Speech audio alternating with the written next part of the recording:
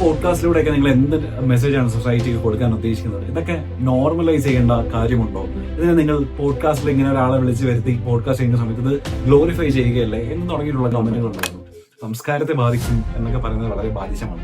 നമ്മൾ ഈ മാന്യതയുടെ മുഖം മൂടി അണിയുന്നത് എന്തിനാണ് എന്ന് എനിക്ക് മനസ്സിലാവുന്നില്ല. പൊതുസമൂഹത്തിൽ നമ്മൾ സെക്സിനെ പറ്റി പറയാൻ എന്തുകൊണ്ട് മടി കാണിക്കുന്നത് എന്നുള്ളത് എനിക്ക് മനസ്സിലാവുന്നില്ല. അയാൾക്ക് അതാണ് ചെയ്യാൻ ആഗ്രഹമെന്നുണ്ടെങ്കിൽ അയാൾ അത് ചെയ്യട്ടെ. നമ്മൾ ആരാണ് ജഡ്ജ് ചെയ്യാൻ? അബ്യൂസീവായിട്ടുള്ള കമന്റുകൾക്ക് മാപ്പില്ല. അത് തീർച്ചയായിട്ടും നമ്മൾ ലീഗലി മൂവ് ചെയ്യാനായിരിക്കും. ഹായ്, നമസ്കാരം. ഞാൻ ആർജെ ഗദ്ദാഫി. എന്റെ പോഡ്കാസ്റ്റ് ചാനലായിട്ടുള്ള പോർട്രയൽസ് ബൈ ഗദ്ദാഫി എന്ന് പറയുന്ന പോഡ്കാസ്റ്റ് ചാനലിൽ നമ്മൾ ലേറ്റസ്റ്റ് ആയിട്ട് ചെയ്ത ഒരു മെയിൽ സെക്സ് വർക്കറിന്റെ പോഡ്കാസ്റ്റ്, ഒരു ജിഗോളോന്റെ പോഡ്കാസ്റ്റ് ഇതിനോടകം വളരെയധികം ചർച്ചയായിട്ടുണ്ട്. സാധാരണ നമ്മൾ ഈ ചർച്ചയാവുന്ന നമ്മൾ ചെയ്ത പോഡ്കാസ്റ്റുകൾ ചർച്ചയാവുമ്പോൾ ഒരു ജനസ്വീകാര്യത എഴുതുന്ന സമയത്ത് നമ്മൾ വളരെയധികം സന്തോഷം ഉണ്ടായിരിക്കും. പക്ഷെ ഇതൊരു മിക്സഡ് റെസ്പോൺസ് ആണ് കിട്ടിക്കൊണ്ടിരിക്കുന്നത്. ഒരുപാട് പേര് ഈ പോഡ്കാസ്റ്റ് കണ്ടിട്ട് നമ്മളെ അപ്രീഷിയേറ്റ് ചെയ്യും, വിളിച്ച് അഭിനന്ദിക്കുകയും വളരെ വലിയൊരു ബ്രേവ് അറ്റംപ്റ്റ് ആണ് നിങ്ങൾ നടത്തിയേക്കുന്നത് എന്നൊക്കെയുള്ള രീതിയിൽ കമന്റ് ചെയ്യുകയും ഫോൺ വിളിച്ച് പറയുകയൊക്കെ ചെയ്ത സമയത്ത് എനിക്ക് ഒരുപാട് സന്തോഷം തോന്നി. പക്ഷെ ഇതിൽ കുറച്ചെങ്കിലും നെഗറ്റീവ് കമന്റ്സും നമ്മളെ ശ്രദ്ധയിൽപ്പെടുകയുണ്ടായി. നമ്മൾ അഡ്രസ് ചെയ്യേണ്ട, നമ്മൾ സംസാരിക്കേണ്ടതായിട്ടുള്ള നെഗറ്റീവ് കമന്റുകളും നമ്മൾ ഇതിനോടകം ശ്രദ്ധയിൽപ്പെട്ടിട്ടുണ്ടായിരുന്നു. ആ നെഗറ്റീവ് കമന്റ്സിനെ അഡ്രസ് ചെയ്യുന്ന ഒരു വീഡിയോ ആണത്. നിങ്ങളിപ്പോ ഈ വീഡിയോ കണ്ടുകൊണ്ടിരിക്കുന്നത് എന്റെ പേഴ്സണൽ ചാനലിലാണ്. പക്ഷെ എന്റെ പോഡ്കാസ്റ്റ് ചാനലിൽ വന്നിട്ടുള്ള ഒരു വീഡിയോ പറ്റിയാണ് നമ്മളിപ്പോ സംസാരിച്ചുകൊണ്ടിരിക്കുന്നത്.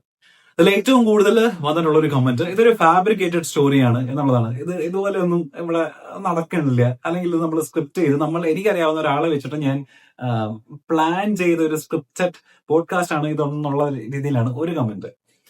ലെറ്റ് മീ എക്സ്പ്ലെയിൻ എന്റെ ഭാഗം. നമ്മളുടെ പോഡ്കാസ്റ്റുകൾ ശ്രദ്ധിച്ചാൽ മനസ്സിലാവും, നമ്മളുടെ സൊസൈറ്റിക്ക് ഇമ്പാക്ട് കൊടുക്കുന്ന പോഡ്കാസ്റ്റുകളാണ് ഇതുവരെ, സെലിബ്രിറ്റി കണ്ടന്റ് അല്ലാത്ത മറ്റെല്ലാ പോഡ്കാസ്റ്റുകളും അത്തരത്തിലുള്ളതാണ് ഇതുവരെ നമ്മൾ ചെയ്തിട്ടുള്ളത്. ഇതും നമ്മൾ പ്ലാൻ ചെയ്ത സമയത്ത് നമ്മളുടെ മനസ്സിലുണ്ടായിരുന്നത്, നമ്മളുടെ സമൂഹത്തിൽ ഒരു സെക്സിനെ പറ്റിയിട്ടുള്ള ഒരു ടാബ് ഉണ്ട്, അത് മാറ്റണം, അത് മാറ്റി കൊടുക്കണം എന്നുള്ള ഉദ്ദേശത്തിലാണ് നമ്മൾ ഒരു പല രീതിയിലുള്ള ടോപ്പിക്സ് ഡിസ്കസ് ചെയ്യുകയും പിന്നെ എന്ത് നമുക്ക് പുതിയതായിട്ട് കൊടുക്കാം എന്നുള്ള നിലയിൽ ചിന്തിച്ച സമയത്ത് ഒരു ജിഗോളയുടെ ലൈഫ് അല്ലെങ്കിൽ ഒരു മെയിൽ പ്രോസ്റ്റിറ്റ്യൂട്ടിന്റെ ലൈഫ് നമ്മൾ ഇതുവരെ കേരളത്തിൽ അങ്ങനെ ഒരു പോഡ്കാസ്റ്റ് ഉണ്ടായിട്ടില്ല, അല്ലെങ്കിൽ അതേപറ്റി സംസാരിക്കുന്ന ഒരു വീഡിയോ ഉണ്ടായിട്ടില്ല. എന്നാൽ എന്തുകൊണ്ട് നമുക്ക് അതായിക്കൂടാ എന്നുള്ളൊരു ചിന്ത എന്നിൽ ഉണ്ടാവുകയും ഞാൻ എന്റെ പാർട്ണറോട് സംസാരിക്കുകയും ചെയ്യുന്നത്. അപ്പോ ഇത് സംസാരിച്ച സമയത്ത് നമ്മൾ പല രീതിയിലുള്ള പല ആളുകളായിട്ട് ബന്ധപ്പെട്ടിട്ട് നമ്മൾ ഒരു ജിഗോളയെ എങ്ങനെ ഫീച്ചർ ചെയ്യാമെന്നുള്ള അന്വേഷണങ്ങൾ സ്റ്റാർട്ട് ചെയ്തു. നമ്മൾ പല ഏജൻസീസിനെ നമ്മൾ കോണ്ടാക്ട് ചെയ്തു. പക്ഷെ നമ്മളുടെ ടേംസ് ആൻഡ് കണ്ടീഷൻസ് ആയിട്ട്, അല്ലെങ്കിൽ അവരുടെ ടേംസ് ആൻഡ് കണ്ടീഷൻസ് ആയിട്ട് നമ്മൾ ഒത്തുവരാത്തത് കൊണ്ട് നമ്മളത് പാതി വഴിയിൽ ഉപേക്ഷിക്കുകയാണ് ചെയ്തത്. പിന്നീട് എൻ്റെ ഒരു ഫ്രണ്ട് മുഖേനയാണ് ഇങ്ങനെ ഒരാളുണ്ട്, അദ്ദേഹത്തിന് നമുക്കൊന്ന് ഇൻസ്റ്റാഗ്രാമിൽ ഒന്ന് മെസ്സേജ് അയച്ചു നോക്കൂ എന്നുള്ള നിർദ്ദേശം അനുസരിച്ച് ഞാൻ ഇദ്ദേഹത്തിന്റെ ഇൻസ്റ്റാഗ്രാമിലേക്ക് മെസ്സേജ് അയക്കുന്നത്. ഇൻസ്റ്റാഗ്രാമിൽ മെസ്സേജ് അയച്ച് ഇദ്ദേഹം റെസ്പോണ്ട് ചെയ്യുകയും നമ്മൾ സംസാരിച്ചപ്പോൾ അയാളുടെയും നമ്മളുടെയും കൺസേൺസ് ഉണ്ടായിരുന്നു. അത്തരം കാര്യങ്ങളിലൊക്കെ കൺസേൺസിലും ടേംസ് ആൻഡ് കണ്ടീഷൻസ് ഒക്കെ ഉറപ്പുവരുത്തിക്കൊണ്ട് നമ്മളൊരു അത് ഫൈനൽ ചെയ്യുന്നത് എന്നാൽ ഇയാളെ ഫീച്ചർ ചെയ്യാം എന്നുള്ള നിലയിൽ അദ്ദേഹത്തിന്റെയും ഞങ്ങളുടെയും ഒരേ ഒരു ഡിമാൻഡ് ആയിരുന്നു, അദ്ദേഹത്തിന്റെ ഐഡന്റിറ്റി റിവീൽ ചെയ്യേണ്ട, ഫേസ് റിവീൽ ചെയ്യേണ്ട എന്നുള്ളത്, പേര് പോലും നമ്മൾ പരാമർശിക്കേണ്ട എന്നുള്ളത്.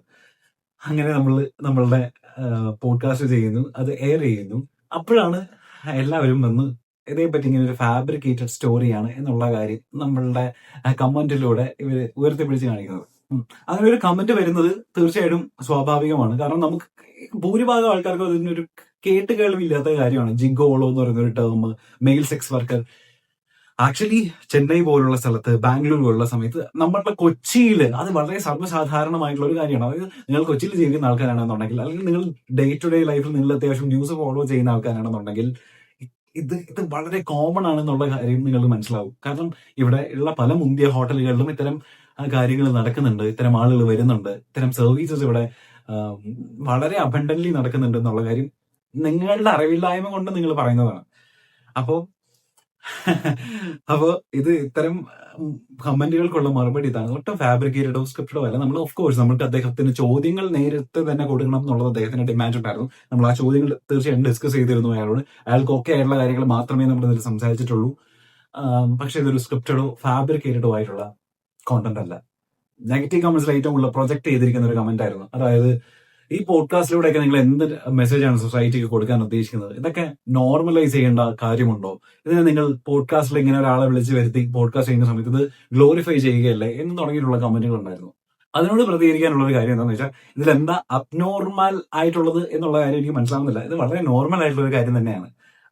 അപ്പൊ നിങ്ങൾക്ക് ഇന്ത്യൻ ഹിസ്റ്ററി വലിയ ധാരണ ഇല്ലാത്തതുകൊണ്ടാണ് ഇത്തരം കമന്റുകൾ രേഖപ്പെടുത്തുന്നത്. ഈ പ്രോസ്റ്റിറ്റ്യൂഷൻ എന്നൊക്കെ പറയുന്നത് ഇവിടെ ഇന്ത്യയിൽ പണ്ട് തൊട്ടേ നിലവിലുള്ള ഒരു കാര്യമാണ്. ഇപ്പോഴത്തെ നമ്മളുടെ ഇന്ത്യൻ കോൺസ്റ്റിറ്റ്യൂഷനിൽ ഇത് ഇല്ലീഗൽ ആയിട്ടുള്ള കാര്യമാണ്. പക്ഷെ നമ്മളുടെ നാട്ടിൽ ഈ രാജഭരണമൊക്കെ ഉള്ള കാര്യത്തിൽ ഒരുപാട് വേശ്യാലയങ്ങളുള്ള നാട്ടിലാണ്, അങ്ങനെ ഒരു ചരിത്രമുള്ള നാട്ടിലാണ്, ഇന്ത്യയിലാണ്, ഭാരതത്തിലാണ് നമ്മൾ ജീവിക്കുന്നത്. അപ്പോൾ ഇത് സംസ്കാരത്തെ ബാധിക്കും എന്നൊക്കെ പറയുന്നത് വളരെ ബാലിശമാണ്. പിന്നെ ഞാൻ എപ്പോഴും അഡ്വക്കേറ്റ് ചെയ്യുന്ന ഒരു കാര്യമാണ് ഇന്ത്യയിൽ ഇവിടെ പ്രോസ്റ്റിറ്റ്യൂഷൻ ലീഗലൈസ് ചെയ്യണം എന്നുള്ളത്. കാരണം നമ്മൾ കാണുന്ന കാര്യമല്ലേ, നമ്മളിവിടെ എക്സ്പീരിയൻസ് ചെയ്യുന്ന കാര്യമല്ല. നമ്മൾ ഡേ ടു ഡേ ലൈഫിൽ എത്ര പീഡനങ്ങളാണ്, എത്ര ബലാത്സംഗങ്ങളാണ് എല്ലാ ദിവസവും നമ്മൾ വായിക്കുന്നത്. അതിനൊക്കെ ഈ പറയുന്ന പ്രോസ്റ്റിറ്റ്യൂഷൻ ലീഗലൈസ് ചെയ്തിട്ടുണ്ട് എന്നുണ്ടെങ്കിൽ എത്രമാത്രം വലിയ രീതിയിലുള്ള ചേഞ്ച് ഉണ്ടാക്കും എന്നുള്ളത് ഞാൻ എപ്പോഴും ആലോചിക്കുന്ന കാര്യമാണ്. ഞാനത് എപ്പോഴും മുന്നോട്ട് വെക്കുന്ന ഒരു കാര്യമാണ്. പക്ഷെ എന്തുകൊണ്ട് അത് നടക്കുന്നില്ല ഇന്ത്യയിൽ എന്നുള്ളത് ഡിബേറ്റബിൾ ആയിട്ടുള്ള കാര്യമാണ്. അപ്പോ സംസ്കാരത്തിന്റെ കാര്യം അവിടെ നിൽക്കണം. കാരണം സംസ്കാരത്തെ പറ്റി പറയാൻ നമുക്ക് ഈ കോണ്ടസ്റ്റില്, ഈ സിനാരിയോയിൽ യാതൊരു അർഹതയില്ല. പിന്നെ ഈ പോഡ്കാസ്റ്റ് ജിഗോള ലൈഫിനെ അല്ലെങ്കിൽ ഒരു മെയിൽ സെക്സ് വർക്കറിന്റെ ലൈഫിനെ അല്ലെങ്കിൽ സെക്സ് വർക്കേഴ്സിനെ ഗ്ലോറിഫൈ ചെയ്യുന്നില്ല എന്നുള്ളൊരു കോമെന്റ്. നമ്മൾ ഈ പോഡ്കാസ്റ്റ് കൊണ്ട് സൊസൈറ്റിക്ക് ഒരു മെസ്സേജ് കൊടുക്കണം എന്നുള്ളതല്ല ഈ പോഡ്കാസ്റ്റ് കൊണ്ട് നമ്മൾ ഉദ്ദേശിക്കുന്നത്. ഇങ്ങനെയും കുറെ ജീവിതങ്ങളുണ്ട്, ഇങ്ങനെയും കുറെ മനുഷ്യന്മാർ നമ്മൾക്കിടയിൽ ജീവിക്കുന്നുണ്ട് എന്നുള്ളൊരു കാര്യം അറിയിക്കാൻ വേണ്ടി മാത്രമാണ് ഇങ്ങനെ ഒരു പോഡ്കാസ്റ്റ് നമ്മൾ എടുത്തത്. ഇതിൽ നിന്ന് ആളുകൾ ഇൻഫ്ലുവൻസ്ഡ് ആവും എന്ന് ഞാൻ കരുതുന്നില്ല. കാരണം നമ്മൾ ജീവിക്കുന്നത് 100% ലിറ്ററസി ഉള്ള കേരളം പോലുള്ള ഒരു സ്ഥലത്താണ്. ഇവിടെ എന്തൊക്കെ സോർട്ട് ചെയ്തെടുക്കണം എന്നുള്ളത് ഇവിടുത്തെ വിവരവും വിദ്യാഭ്യാസമുള്ള ജനതയ്ക്ക് നന്നായിട്ട് അറിയാമെന്നാണ് ഞാൻ വിചാരിക്കുന്നത്. അവര് ഈ ഒരു കഥ കേട്ടിട്ട് ആൾക്കാർ ഇൻഫ്ലുവൻസ്ഡ് ആവും എന്നുള്ളൊരു തെറ്റിദ്ധാരണയൊന്നും എനിക്കില്ല. പിന്നെ മലയാളികളുടെ പ്രശ്നം എന്താണെന്ന് വെച്ച് കഴിഞ്ഞാൽ, സെക്സ് എന്ന് കേട്ടാൽ അപ്പൊ നമ്മൾ മൂക്കിന്റെ ഇവിടെ കൊണ്ടുവന്ന് വിരൽ വയ്ക്കും. അത് ശരിയല്ല. നമ്മൾ ഈ മാന്യതയുടെ മുഖം മൂടി അണിയുന്നത് എന്തിനാണ് എന്ന് എനിക്ക് മനസ്സിലാവുന്നില്ല. പൊതുസമൂഹത്തിൽ നമ്മൾ സെക്സിനെ പറ്റി പറയാൻ എന്തുകൊണ്ട് മടി കാണിക്കുന്നത് എന്നുള്ളതും എനിക്ക് മനസ്സിലാവുന്നില്ല. നമ്മളൊക്കെ ജീവിക്കുന്നത് ഒരു സെക്ഷലി ഫ്രസ്ട്രേറ്റഡ് ആയിട്ടുള്ള ഒരു സൊസൈറ്റിയിലാണ് എന്നുള്ള കാര്യം എനിക്ക് നല്ല ബോധ്യമുണ്ട്. അതായത് നമ്മളുടെ പ്രൈവറ്റ് ആയിട്ടുള്ള റൂമിൽ ഇരുന്നുകൊണ്ട്, നമ്മളുടെ റൂമിലും നമ്മളുടെ ബാത്റൂമിൽ ഇരുന്നുകൊണ്ട് വളരെയധികം മോശമായിട്ടുള്ള പോൺ കാണുന്ന, വളരെ അബ്യൂസീവ് ആയിട്ടുള്ള പോൺ കാണുന്ന, ഈവൻ ചൈൽഡ് പോൺ വരെ കാണുന്ന ആളുകൾ. ഈ ഒരു സിനാരിയോയിൽ നമ്മൾ എന്തിന് സെക്സിനെ പറ്റി പറയാതിരിക്കണം? നമ്മൾ എന്തിനാണ് ഇത്തരം മാന്യന്മാരുടെ മുഖം മൂടി അണിയുന്നതെന്നും എനിക്ക് മനസ്സിലാവുന്നില്ല. എല്ലാവരും അത്തരത്തിലുള്ള ആളുകളാണ് എന്നല്ല ഞാൻ പറഞ്ഞു വെക്കുന്നത്. പക്ഷെ അങ്ങനെയുള്ള ഒരു മെജോറിറ്റിയുള്ള സൊസൈറ്റിയിലാണ് നമ്മൾ ജീവിക്കുന്നത്. അവിടെ സെക്സിനെ പറ്റി ഓപ്പൺലി പറയുന്ന സമയത്ത് കുശിക്കുന്ന ആളുകളാണ് നമ്മളുടെ ചുറ്റിനുള്ളത്. അത്തരം ടാബൂസും ഫ്രെയിംവർക്സും ഒക്കെ നമ്മളുടെ ചാനലിലൂടെ പൊളിച്ചെടുക്കണം, അങ്ങനെ ഒരു ചേഞ്ച് നമ്മളുടെ നാട്ടിൽ വരുത്തണം എന്നുള്ള ഉദ്ദേശം കൊണ്ടാണ് പല രീതിയിലായിട്ടുള്ള സെക്സ് റിലേറ്റഡ് കണ്ടന്റ്സ് ഞാൻ ഇതിന് മുൻപും എടുത്തിട്ടുള്ളത്. കുറേയധികം ആളുകൾ എപ്പോഴും കമന്റ് ചെയ്യുന്ന ഒരു കാര്യമാണ്, നിങ്ങൾക്ക് റീച്ച് കൂട്ടാൻ വേണ്ടിയിട്ടാണ് നിങ്ങൾ സെക്സ് കണ്ടന്റ്സ് എടുക്കുന്നത്, അത്തരം കാര്യങ്ങൾ ചർച്ച ചെയ്യുന്നത്.